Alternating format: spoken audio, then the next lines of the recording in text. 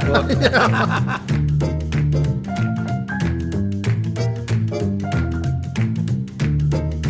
Welcome to another episode of the Supper Club.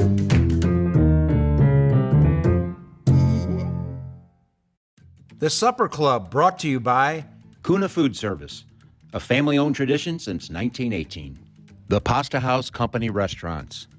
Lordo's Diamonds, your family jeweler for life. Oliva on the Hill. Ackerman Toyota, St. Louis's #1 Toyota dealer in volume sales. Fenton Barn Grill, home of the trashed wing. And Fresta Limoncello. Keep sipping, my friends. Ladies and gentlemen, welcome to another episode of the Supper Club. I'm here with one of St. Louis's favorite sons, Frank Cusumano. Frank, welcome to the Supper Club. Good to be with you, buddy. Good to see you, man. Nice to see you. Yeah, sir. yeah. It's been too long. Yeah, we had a lot of fun together at the old station, Yeah, talking we did. food and life and sports. Yeah, yeah. The weekly special. That's right. Yeah, it was a lot of fun. And, Boy, did we get fed well. We did, and so did all the rest of the people at the Yes, station. exactly. It was like a feeding frenzy. Yeah. You know what I mean? If you don't think the dead come to life, you should have been there on Thursday at 11:20. Yeah, it was like feeding time at the zoo with the seals. You know what I mean? They come out with the buckets of fish, and they'd all just come around.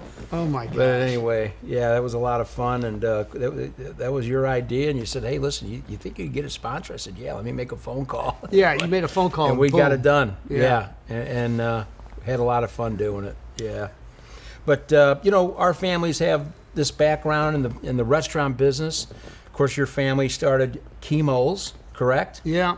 Your mother and father. Yeah, 1927. It was my mom's mom, Mrs. Kemal, Right. that started like a candy kitchen, really similar to Crown Candy.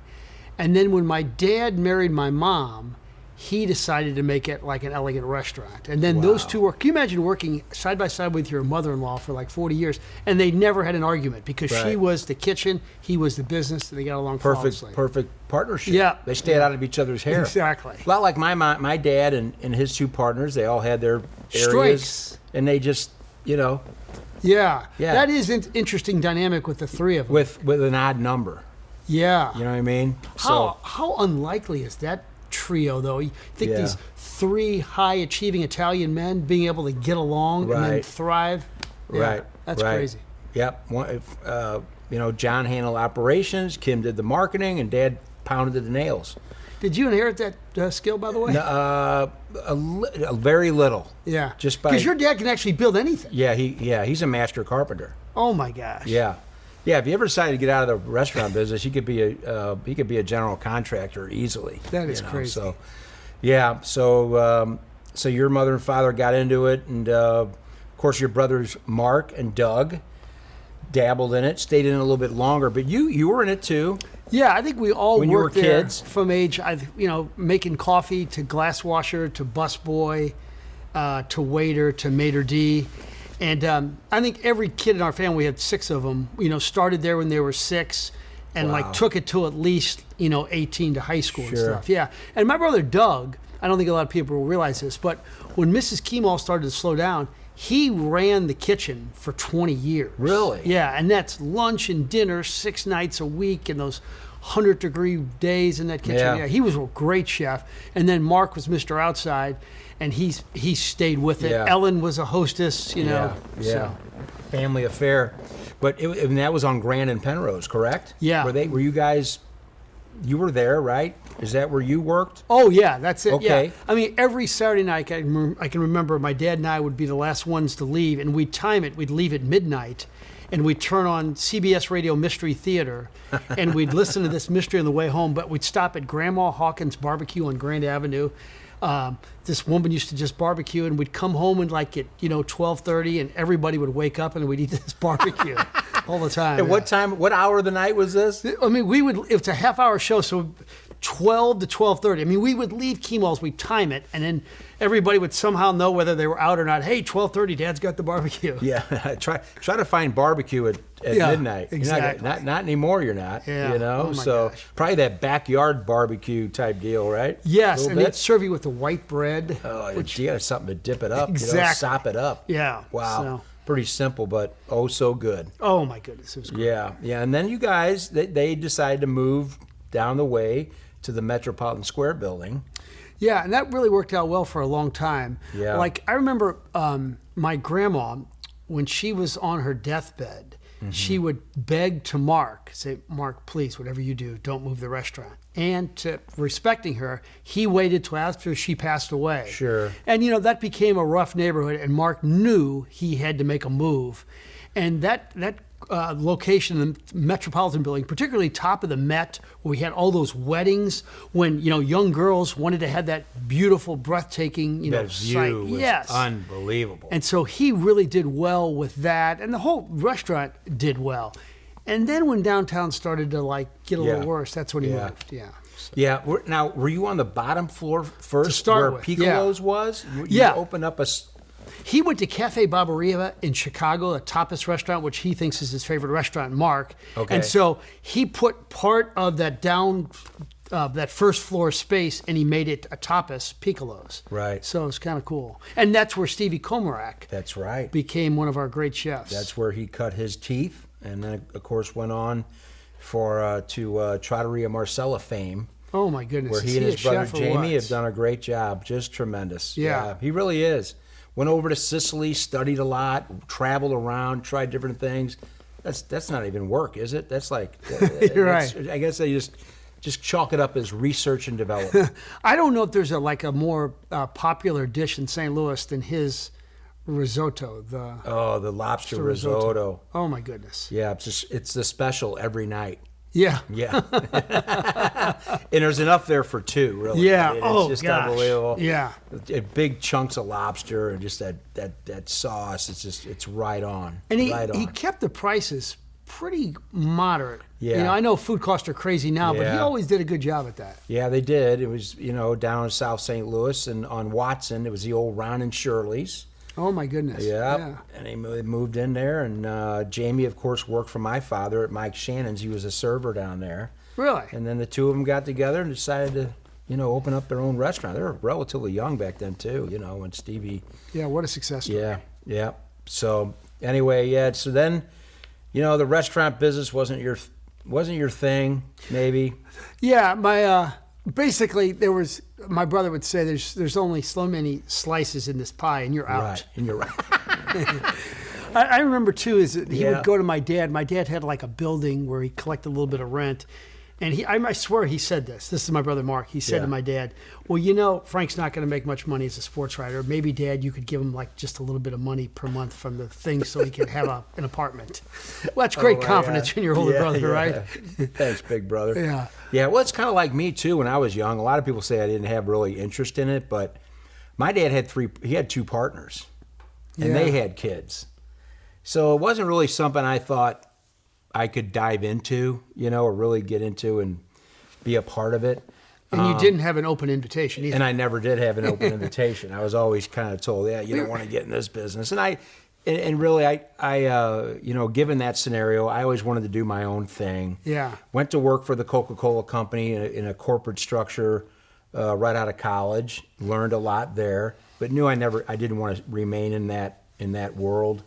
And knew I always wanted to start my own thing, and that's when I got into the insurance business. So, yeah, So your dad did you a favor. Yeah, he did me a favor. He really did, because people ask me all the time, "What do you like the most about the insurance business?" I said, "Well, there's three things." And they said, "What is that?" I said, "It's the freedom, and the freedom." You know what I mean? So That is great. yeah, but it's afforded me a lot of leeway to get into some other things. If you and I did a successful radio show for a while, and In fact, I was with the guy, and this is a must, folks, if you haven't had a chat. I was with the guy on Saturday night who does this for you. He's across the river. Derek Reiser. Reiser, yes. Yeah. And then the guy who Old actually, Herald. Yep. And then the guy who helps you distribute it in a lot of ways. John Durante with Show Me Beverage. That's right. He's a distributor. Yeah. He's out of Chesterfield, and Derek, Old Herald, is out of Collinsville. Yeah. Yep. And we were talking about the success of this. I said it's really great. And Yeah. he says, yeah. And he says, the thing with Joe is we don't need a sales staff because Joe does all the selling. He'll go into a restaurant and strong on the restaurateur. You're going to buy 3 cases, and that's the way it's going to be.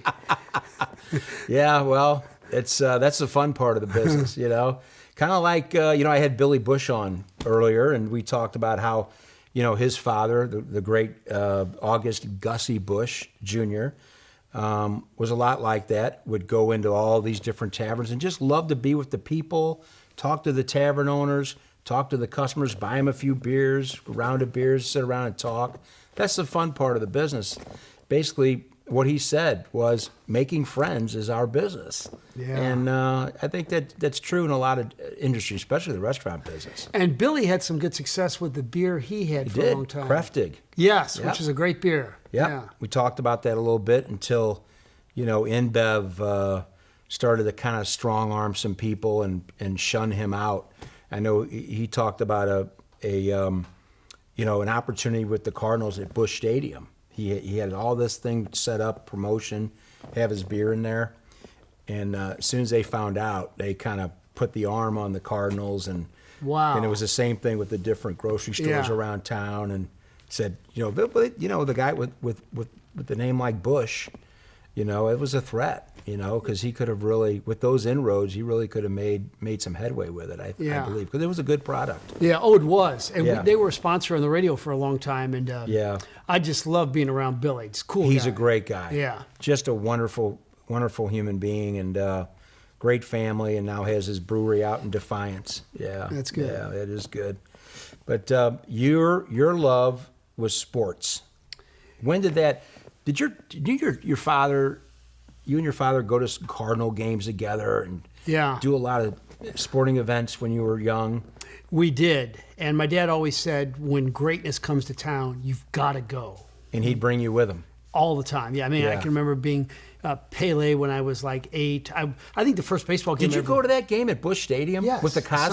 Santos, yes. Oh my gosh, yeah. Oh my gosh, you were Yeah. there? Yeah, I was there with my dad. Oh, Yeah. God, yes. He did this unbelievable goal where there was a defender here and another guy here, and the goal was here, and he shot the ball outside the penalty area and made it S-curve around two guys and into the net. It was unbelievable. Yeah, he actually came before that with his Santos team. Oh, Santos. Yes. Okay. And his second team with the Cosmos when he came to the later United in States. life. Yeah, That's right. So we But were at two different games. My dad, I think the first baseball game I ever went to was 1968, Game 1 of the World Series. He Right. picked me up from Our Lady of the Pillar right in the middle of the day, and he says, "We're going." Yeah. And then he took me back for Game 7.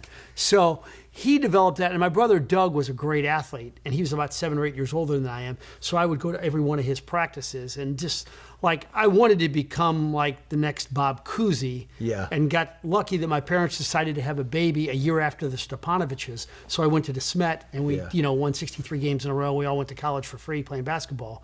But I knew that, at 22, that I wasn't going to be able to play basketball as a professional. right. But I knew at a really young age this is what I was going to do. I was the little six-year-old at Our Lady of the Pillar, where the big 8th graders would come around on the playground and they'd say, "Hey, there's that kid," and they'd crowd around me. They'd look like giants, and they'd say, "Minnesota Vikings." I'd say, "Fran Tarkenton."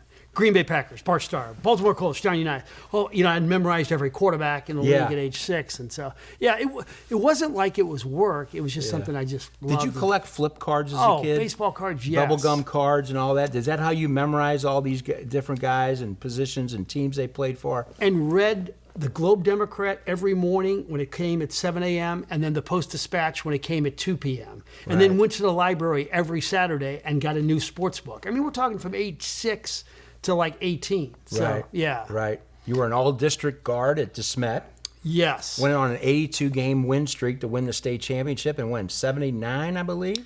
Yeah, good Is that memory. correct? Yeah. 63 Okay. in a row, but yes, Stepanovich's sophomore, junior, and then he left, and then my senior year, the winning streak ended, but we still had a really good team. So I played for Rich Grauer, who outside of my dad is like the most important male in my life. Yeah. Because he just taught you about hard work, and if you work at this and don't let up, we're going to be great here, and that's what we were. And So, that's what you guys were. Yeah. Work ethic.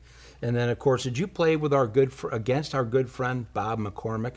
in high school. You Yes. did. And you played with him at Elms? Yeah. I like to remind him that in high school we beat him 9 out of 10 times at the Smet against CBC. Oh, yeah. And then I helped to recruit him. I was 1 year older. So he came to my apartment at Umsall for his recruiting visit. And then Bob and I lived together for 3 years. I'll be darned. And I unfortunately have to talk to him every day. Yeah, and I like to remind him that St. Patrick is Italian.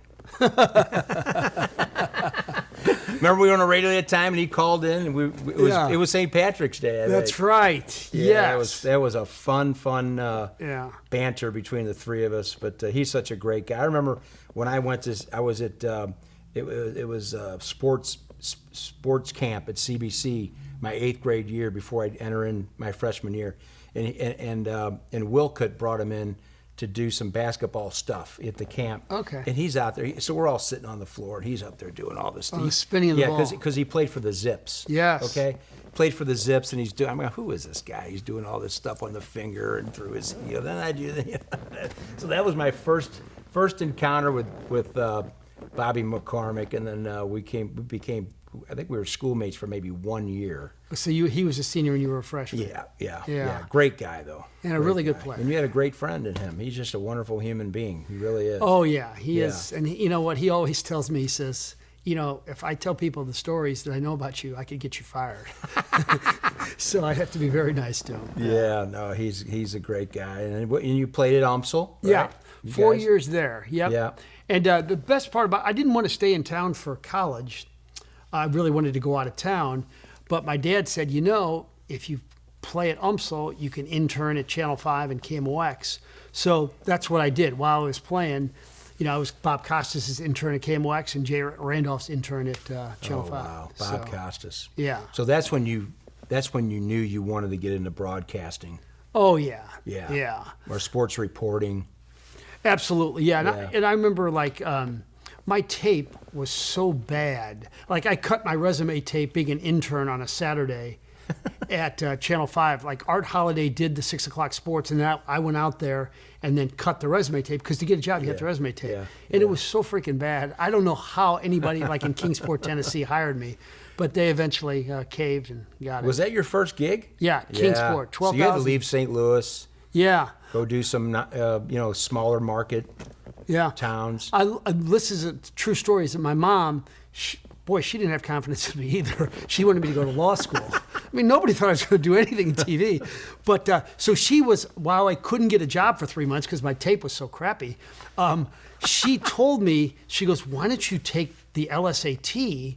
I said, well, I don't want to be a lawyer. And she said, no, take the LSAT. Howard Cosell's a lawyer. You could still be a broadcaster. So I agreed to take the LSAT. It just so happened that I got a job. So the day that I took the LSAT, my Mazda Red RX-7 was loaded with 6 old Sam Cavato suits that he gave me that he doesn't wear anymore. And I was driving to Kingsport, Tennessee to start the job. So in the middle of the LSAT, we're probably 2 hours in, I looked around and I saw a guy maybe 10 feet away from me. He had wire rim glasses on, never forget. And I looked at him, I said, this guy wants to defend criminals. I want to defend Reggie Jackson's credentials for the Hall of Fame.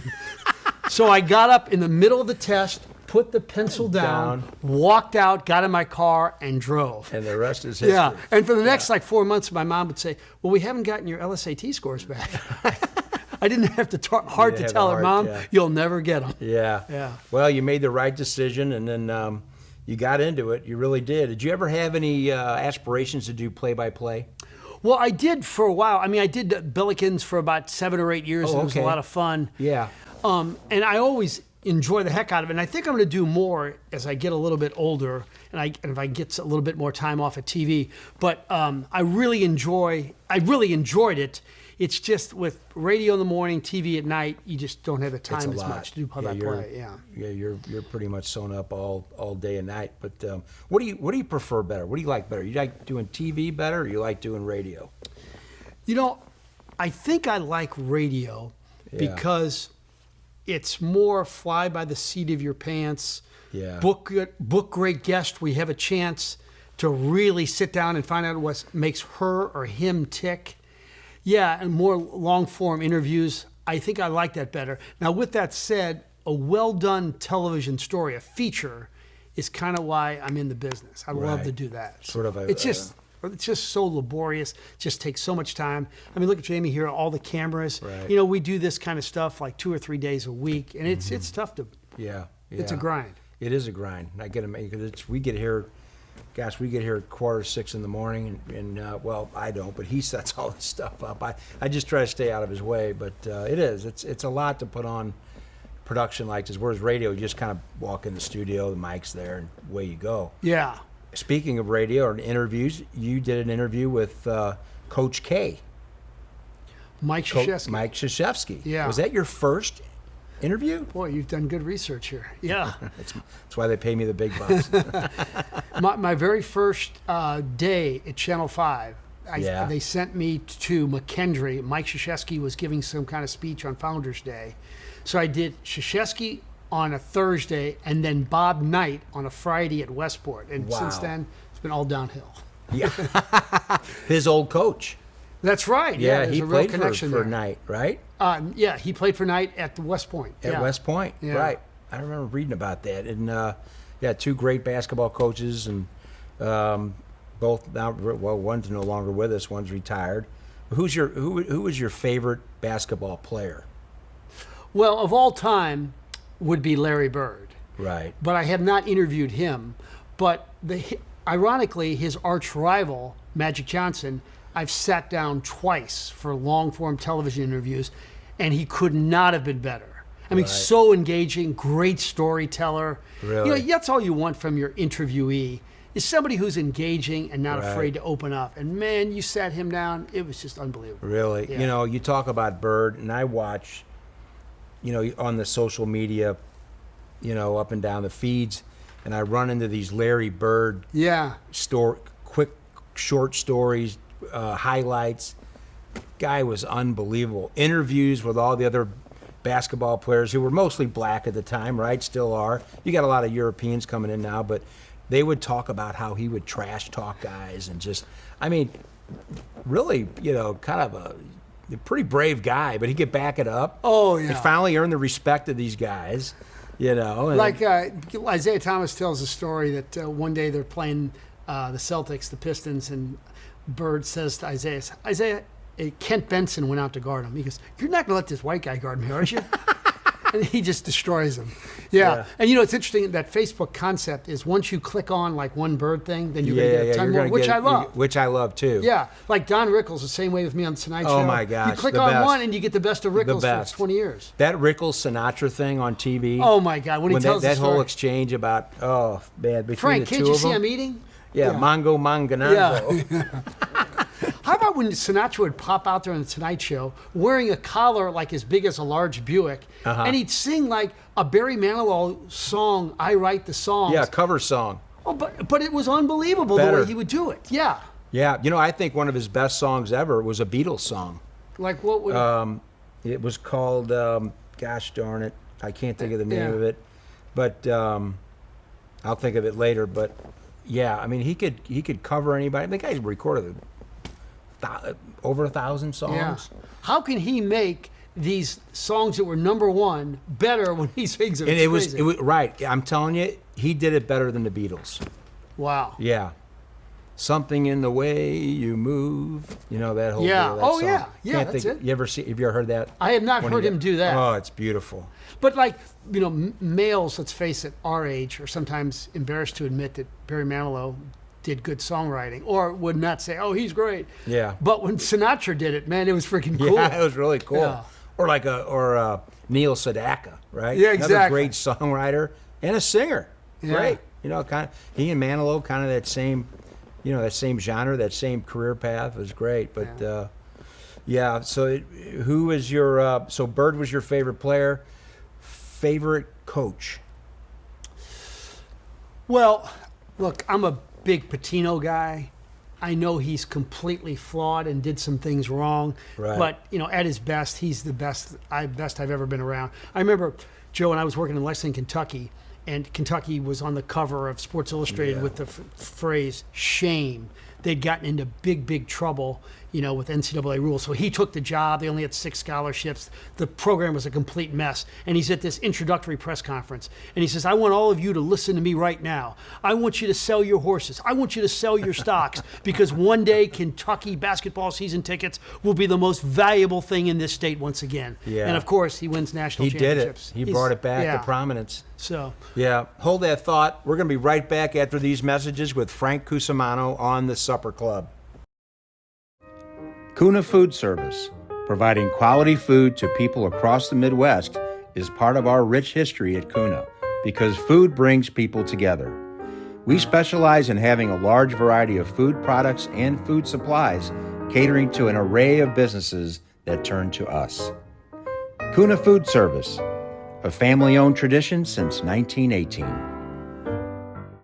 Oliva on the Hill. It's Italy in the city. With exquisite old-world charm, this ideal setting is perfect for your next special event, wedding, just having lunch, or enjoying Wine Down Wednesday and the Antique Market. Check it out, olivaonthehill.com. Lordo's Diamonds, your family's jeweler for life.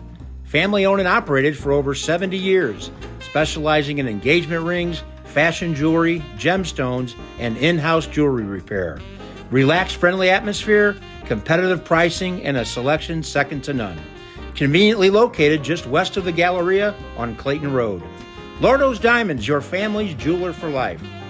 LordosDiamonds.com. Joe Fresta for Fresta Limoncello. My handcrafted small batch citrus liqueur is perfect for sipping or pouring in a cocktail. All natural, gluten-free, Fresta Limoncello is sold at Schnucks, Dierberg's, Straub's, Total Wine, and local restaurants. Fresta Limoncello. Keep sipping, my friends. Welcome back to the Supper Club. We're here with Frank Cusumano and talk a little sports, a little food. We touch it all, but I want to circle back to Larry Bird, your favorite player, and a clip I saw of him. He played the whole game, and he shot left-handed the whole time. It was in the Portland. whole game. Yeah, and he ended up in the 30s too. Right. Yeah. Yeah. I was going to ask you what was his numbers in that game. I know it was in the mid 30s, but Yeah. could you imagine? It's just, oh my just gosh. right. Talk about in your face. Yeah. And his most famous story is before one of the NBA three-point shooting contests, he goes in the locker room. He's the last one in, and he says, "All right, which one of you guys is finishing second?" Yeah. Then he backed it up, and his last shot, he didn't even look at it go in. He had his index finger as he walked off. Kept his warm-up on the whole time. Yeah. That's bravado. I remember. Who told that? Who was it who told that? Was it? Well, Craig Hodges told, there's everybody. I've seen it told. Can't remember who it was, but yeah, what a great story. So I'm going to get into your accolades of TV. 2018, you're inducted in the Missouri Sports Hall of Fame. 2022, the St. Louis Sports Hall of Fame. Correct? Something like that, yeah. Yeah. And then you have, how many Emmys do you have? Like well over 2 dozen. Yes. Amazing. Yeah, they usually have Italian judges, so that helps. Yeah, fixes in. Yeah. Jury. But we talk about how good Jamie is at his job, but Yeah. I'm really blessed because I got a couple of really good photographers and editors. And without them, I'm just radio. So my thing is that if I really get a good subject, if I get somebody who's like overcome a lot or just a great human interest story, it's up to us to really just throw every ounce of creativity. Make the verbs come alive when we write. Right. Get the best possible music. Get archives. Get stills, and just throw everything you got to make that 4 or 5 minutes. Make it the very best. Yeah. Yeah. And you don't get that opportunity as often as you think, Joe.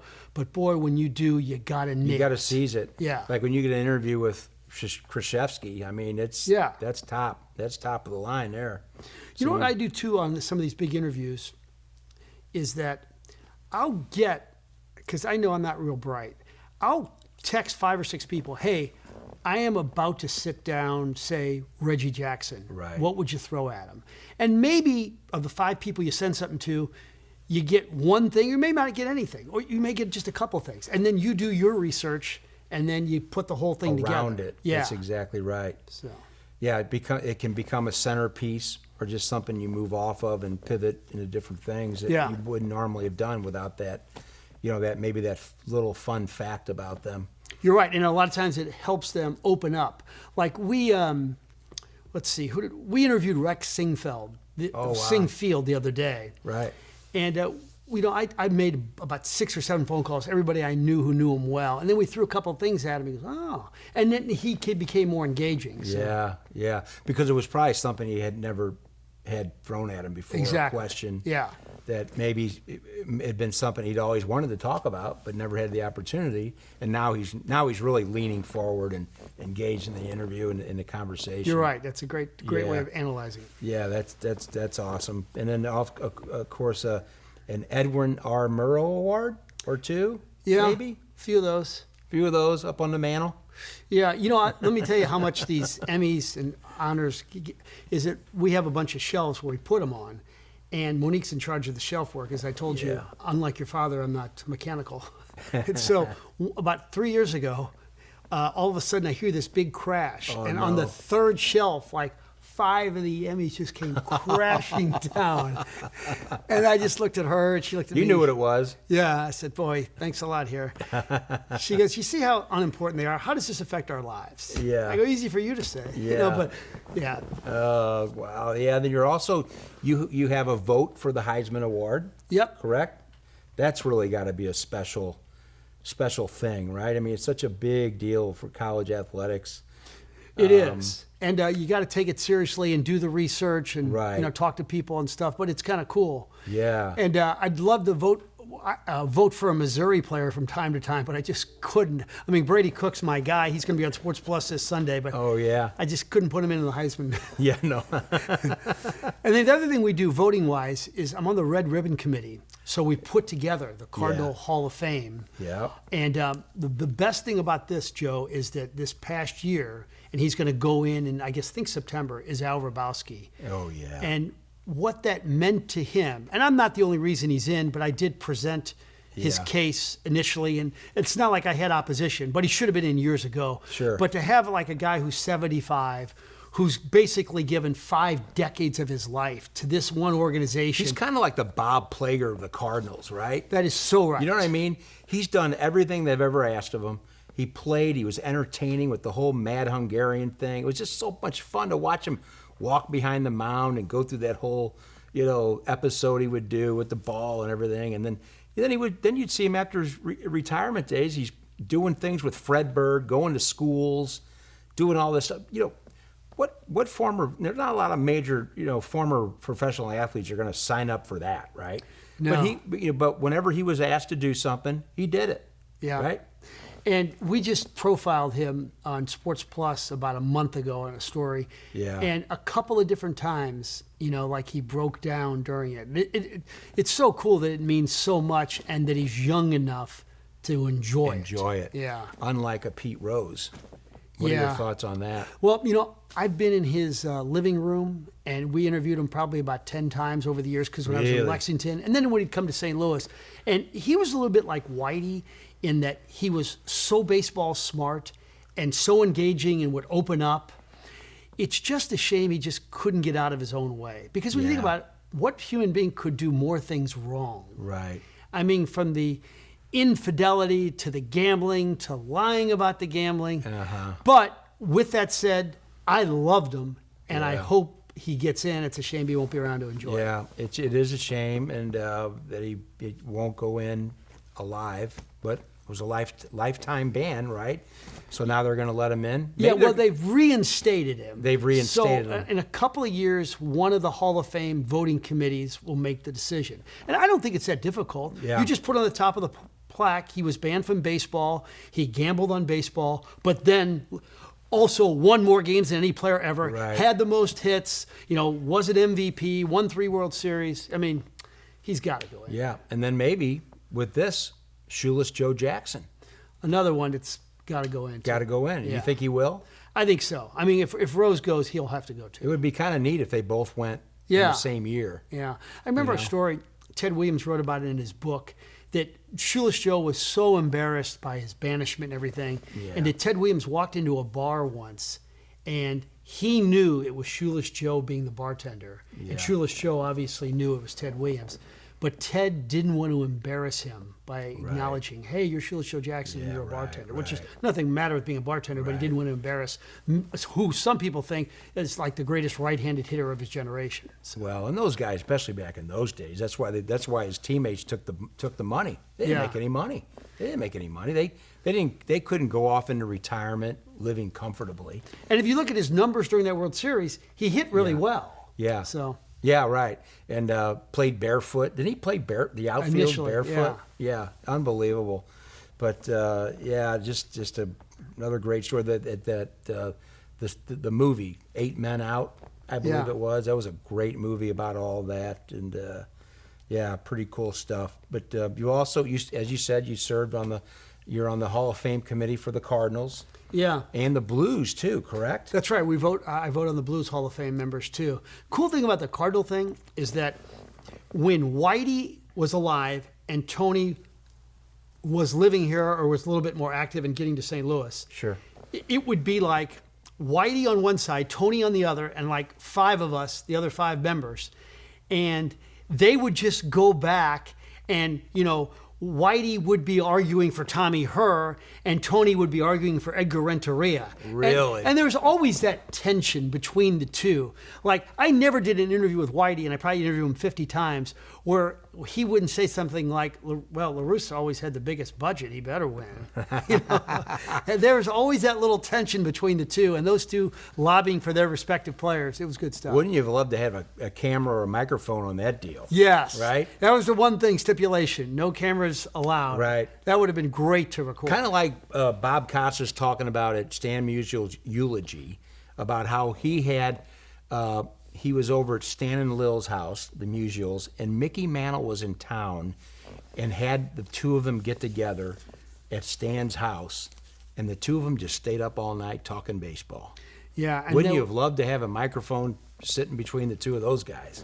And it was there that I think that Mickey later admitted to Bob that if I would have lived the lifestyle that Stan would have, I'd have every record in the book. Right. Yeah, because he, as great as his career was, and he didn't end up with 500 home runs. He did that. Yeah. It still would have been so much better if he would have taken care of his body. Yeah. But, I wish I would have. If I would have known I would live this long, I would have taken better care of myself. Famous but his line. father died at an early age. Brothers died. A lot of his sons died. Just a tragic history in his family. So you're on the voting committee for the Cardinals. I'm going to shoot a question to you. What former Cardinal do you think should be in the Hall of Fame that isn't? I think that the way it's going now, where guys like Matt Morris are getting in, I think you could make a strong case for George Hendrick, who was, the starting right fielder on a world championship team, was your only semblance of power, was a near gold glover. He was a really, really good player. Yeah. And I think we're getting to that point now where we're going to, they have to have a ceremony every year that we're going to have to go with really, really good players now and maybe not great. Mm-hmm. Like another guy that I actually lobbied for is Brian Jordan, who the time period wasn't that long, but gosh, what couldn't Brian Jordan do? Right. He was a 5'2" guy. Two sport player, played for the Falcons in the NFL. Good memory, Yeah, great outfielder. Oh, my great goodness. speed. He's in, though, now, right? No, he did not get in. He did not get in. They voted Renteria. He was on the ballot? He was, It was actually came down to those 3, and then the 4th one was Steve Carlton. Yeah. Who hasn't gotten in. Carlton's greatness was more with Philadelphia. Philly, and I don't think he's going to get in. I don't know. It's going to be tough because he'll have to get in on the Veterans Committee, and I'm not sure if he's going to get in. Yeah. George Hendrick, oddly enough, some similarity there where they refuse to talk to the media. That's why they call him Silent George. Yeah. Yeah. Which is odd. Carlton is just weird. I don't know why.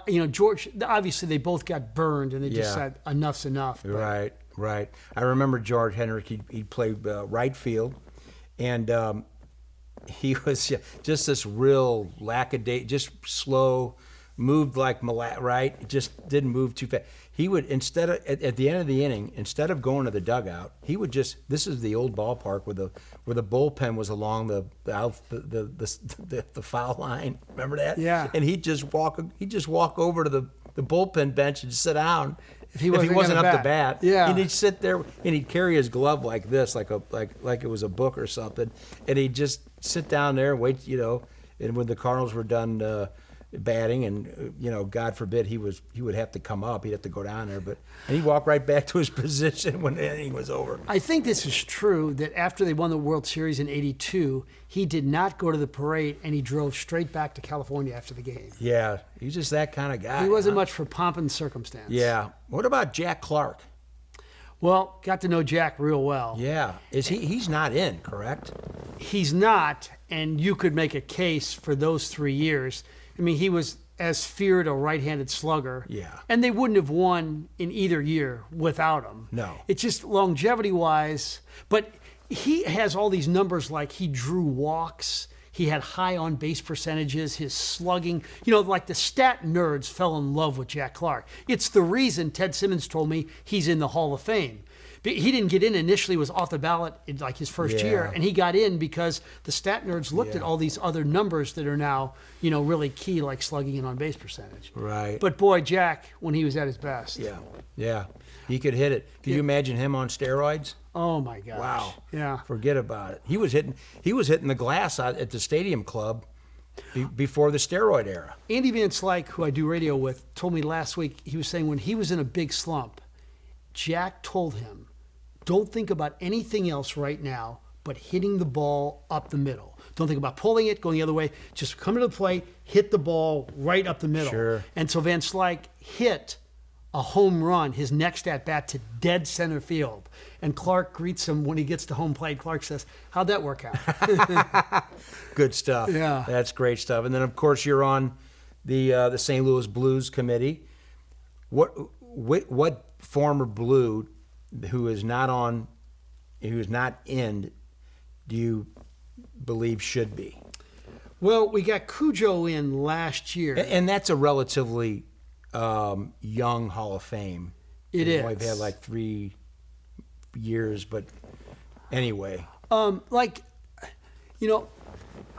the 2019 team, Yeah. you're going to have quite a few eventually go in. Yeah. I mean, Petrangelo's got to go in. Bennington's got to go in. I'm trying to think. I mean, Alexander Steen is a guy that's got a chance to get in because he scored a lot of goals, and he's with the Blues. He was with them 10 years. Career as a games, player. he's way up there. Yeah. And now he's going to become the GM, so I think he's got a great chance. Yeah. But in terms of guys that like a little bit older, I don't think Doug Waite would get in. I don't know did we put Keith Kachuk in yet or not? But he's in. yeah. Oh, so, yeah, we're going to have some good debates with that pretty soon. When's that start up? Pretty soon. Yeah, it does. Yeah. Yep. You know what? I always thought, and he's not a player, but I've tried to lobby for Tommy Woodcock to get in. The great original trainer of the St. Louis Blues. It was a big part of the team, big part of the community, helped out a lot of youth players, He's got to be one of, like he and Gene Gieselman. I mean, I know he's not a player, but there's it's got to be a special category. There is. And another guy who could be up for that is Mike Caruso, our mutual friend from CBC. Oh, my gosh. Who's basically from 22 to 60 has been with the organization. His whole life. Yeah. And he started at the bottom. Yeah. So, that's another good one. Not play, and oddly enough, they're not players. Yeah. Other than the Khrushchevsky interview, what was your best or most interesting? I know he was your first. Yeah. I mean, you came off hot right off the bat, man. Yeah, and Mike Bush has been disappointed ever since. I love some of the when I've sat down with John Hamm a couple of times, to find out kind of what makes him tick, and he's really engaging and opening and loves sports. Yeah. I remember my all-time hero in any sport is Reggie Jackson, and sitting down with him at the All-Star game was a great thrill and stuff. I'll tell you, one guy was Pat Riley, who may be the coolest human being on the face of the earth. Yeah. I remember during the interview, I was thinking to myself, He's got the God, that's a good-looking tie. the slick back hair. Yeah. But basically, every big name athlete in St. Louis, I've sat down one-on-one. Yeah. I mean, Gretzky was good, not great. Yeah. I'll tell you who's never disappointed me, and we just did him at the cancer dinner at Union Station, was Brett Hall. Oh gosh, yeah. Like Larry King always used to say, the best interviews are the ones that Yeah. have a pissed off trait. Yeah. And Brett always had an edge to him, Brett always had an edge to him, and with the media, Gretzky once said about him when they were both playing, he said, Brett says all the things we wish we could. Exactly. Yeah. Yeah. Another one was like that was Chris Pronger. He would say, he was. Well, it's interesting. Press loved him. It's interesting you say that because at this, it's called the National Children's Cancer Society. Sure. And they've raised maybe $500,000 that night. But on stage with me, Brett Hall, Chris Pronger, and Kelly Chase. Sure. And they said it's the best they've ever had. How can you go wrong with those three guys who don't give a flying bleep about what you think about them, and they're going to tell it like it is? No. Oh, my goodness.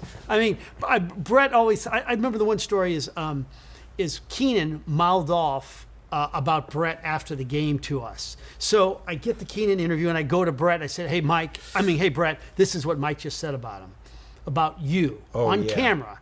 And then Brett says, he goes, well, Frank, you go tell Mike that I was here before he got here, and I'll be here after he leaves. Yeah, they did not have a very good relationship from the jump, I don't think. But, no, because Keenan was foolish on a lot of stupid things. Yeah, he did. Yeah, he thought he could be a lot like Scotty Bowman, but nobody can be like him. No. He really tried to be like a Scotty Bowman type guy, but he the way he tried to pull it off wasn't exactly like that. I think he tried to get the same results as Scotty Bowman, but went about it a little bit differently. He had in no the wrong people way. skills. No. Yeah. I have a picture of myself interviewing Scotty Bowman when we put him in the Hall of Fame. And Monique says to me sometimes, my wife, now who is this guy again? And I said, well, he's merely the greatest coach in the history of professional team sports. I think if you put everything together, baseball, football, basketball, he's the greatest ever. Yeah. Better than Red Auerbach, better than Lombardi. Yeah, he's the best. You brought up your wife, Monique. We're going to switch gears a little bit, get into the family. How did you guys meet, you and Monique? Do you remember when there was a weightlifting concept, a way of working out called Nautilus? Sure, Nautilus, yeah. Creve Coeur, Olive Street Road. I worked there the summer of my senior year at DeSmet. Yeah. And her father was working out, he was leaving, and she was walking in. And the father, who's an Italian, says, Monique, I want you to meet this nice Italian boy. And Wow. Yes. And so I followed her around, and every time she did this exercise, I was right there. You were the in whole love. time. That was it, man. Exactly, yeah. And you hadn't even met her yet. And No. you worked up the courage to go. Yeah. Yeah, and you guys have a special relationship. You talk about sports. She is an avid pickleball player. Yeah, addicted. Loves it. 4 or 5 days a week. And it's interesting because the three kids and myself are all athletic and we've played our whole lives and sports Sure. our lives. And she really didn't. And now all of a sudden at age 60, she's like plays more sports than all of us. Than everybody put together. Exactly, yeah. Yeah. It's really good. fun. Because like if you have like hand-eye coordination and you've played some type of racket sport, you can be instantly mediocre. And then if you work at it, you can be pretty good. Yeah, And she's well, pretty good. there's that hand-eye coordination, Yeah. and as you get better, the speed of the game picks up quite a bit. I've watched professional players, and they're whipping that ball around, Yeah. pretty quick. We so. just got back from Hilton Head, and we played pickle in the morning and then pickle in the evening. Right. And my family's so psychotically competitive, it just got nasty and ugly Yeah. at times. Yeah. People calling each other's names. Really? It's like a vacation. Alex's wife one time, she just walked away. I've had enough of this. I don't want to be around you freaking psychos. We're on vacation. Yeah, exactly. We have to go out to dinner in a couple hours, get something to eat, because I know nobody's going to cook. But yeah, I remember running into, it was myself and Danny Ahern, another big basketball guy, You and Monique, we happened to run into each other on the hill at Cafe Dolce. Yes. And I was talking to Monique about she's giving me pointers on how to do it. And she goes, you guys ought to come out and try to play it. I'll teach you different things. Because I had never played. I still haven't played it yet. But gosh, it's such a... Well, with your hockey background... It's such a popular sport. Yeah. You know? Oh, it's... Fastest growing sport in America, I believe. Yeah. Yeah, it's crazy. Yeah. In fact, we tried to build a court in our backyard, but the city of Creve Coeur would not allow us. Really? Yeah. Were you going to put lights up and everything? I know we'd go with lights, but boy, just instead of her driving to MPC, which is in Fenton every day from Right. Creve Coeur, she could have one, just have games in her backyard, but they wouldn't allow Yeah. it. So. And then you have a couple kids, and they're into sports too. What are they doing? Yeah. So Alex and Brooke and Dom, those are the three. They were all basketball players in high school. They had to if they lived in my house. Yeah. But they also knew they were going to be 6 foot and white. There probably wasn't a great future in that. So they all picked another sport to specialize in college. Sure. Alex picked golf, and he played at Loyola Chicago, went to the NCAA tournament, real good amateur player. Wow. And then Brooke did the exact same thing at SIU Carbondale, won state titles, all conference and college and stuff, and she's a really good player too. And then Dom went baseball because he didn't want to do it those two, and he played at Indiana State and St. Louis U. Wow. So, yeah, they're all into it. Yeah. So the golfers are probably still playing golf because it's a game you can play for the rest of your life. I know my father is. He's 78 years old. You mean Lee he's Trevino? Yeah, Lee Trevino. Your dad. You don't know that story. It's the best story ever. He pulled right into Lee's parking space. Right this way, Mr. Trevino. Yeah, he got lost. He thought he went to Norwood thinking you could just go up and park where you normally do. And some guards, they stopped him at the gate, and then they said, he rolled down the window. He goes, "Where do I go?" And then they looked in. They saw him. They said, "Oh, Mr. Trevino, just go right up this way. Park right. You got a spot right by the clubhouse." That is so good. Yeah, Thanks. that is great. Yeah, good stuff. Yeah, but that's great that they're involved in sports. And then what are they doing professionally? So Alex is at Worldwide Technology. Oh, yeah. Been there for 10 years, and it's kind of like Kramer on Seinfeld. We're still not exactly sure what he does there. Yeah, he tries right. to explain it to us, and we don't get it. He's not hanging out with Jimmy Artballs, is he? I'm not sure. I don't know. But then in Brooks with Deloitte, he's a consultant. Yeah. And then Dom works. He just graduated from SLU and was playing baseball while he did it. So he's an attorney, just graduated law school. So he works for Gabe Gore down there. Yeah. So, yeah. Oh, that's great. We need an attorney in our family because you never know what could happen. Never know. You might get in a little trouble, right? Exactly. Still early in our lives. But, I'm going to switch gears. I'm going to ask you a question. Actually, I'm going to steal a play out of your playbook. Okay. You get a rare night off at News Channel 5, KSDK, and it's a Saturday night without the kids or with the kids. Where are you and Monique going to dinner? I'm going to surprise you a little bit. Okay. I think I would go to John Minio's. Okay. Which is a restaurant that you and I probably went to when we were younger and then maybe forgot about it. And now, like, Rick Sparks is with John. And I just feel like I'm in Italy when I walk in there. Yeah. The music and the red wine and their pastas are insane. In the Their bar, lasagna. the little bar in Yeah. there. And it's Sal, great. his brother Sal. special needs, is like the greatest kid ever. Yeah, he's great. And I love, John coming by, telling a couple of football stories. Yeah, great football player. Yeah, College. Parkway Central, Yeah. Indiana. Yep. He, I just talked to John last week, as a matter of fact, doing well. I need to get out and see him.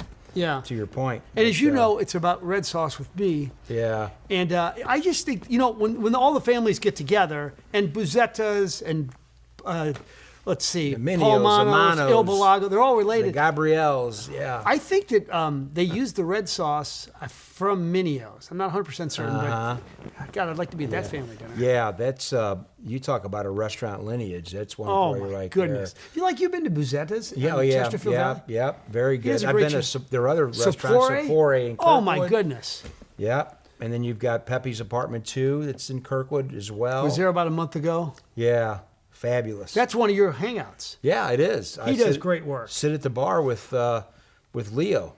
Okay, yeah. Leo from Sicily. What do they seat there? They got that upstairs is really cool too. Yeah, the upstairs is. It used to be where Pepe lived. He lived up there. and then he finally moved out, he and his wife and kids, and then they turned it into another dining room, and it's beautiful up there. It's a whole different vibe, a little quieter.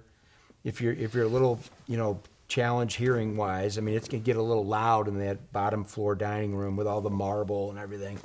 But, I will say this: if I don't go there, I go to one of the Bartolinos places. Right. My youngest Dom says, "Dad, you're crazy because this is the best place to say Yeah. It really is great." He goes south. You go to south. Or No, that's where Mark goes. Hill? I go the one in Hampton. Yeah. Yep. Just remodeled it and everything. I can't wait to seem see be it. doing really well. Getting all the grandkids involved, I think, getting it ready for another generation. Isn't that great? Yeah, it's neat. It's fun to watch. You ever seen that Absolutely. family photo? Yeah. Oh my gosh. Yeah. In front of the original Bartolinos Yeah. on Columbia and Hampton. Yeah. Well, a lot of them weren't even born yet, I don't think. But as far as the grandkids were concerned, but yeah.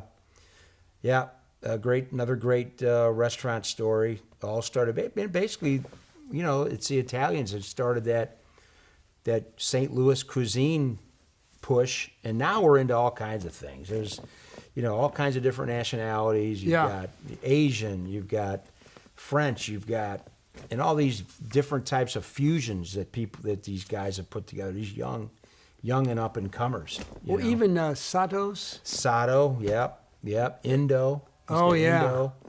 Yeah, fabulous. It's good stuff. Yeah, We're it blessed. really is.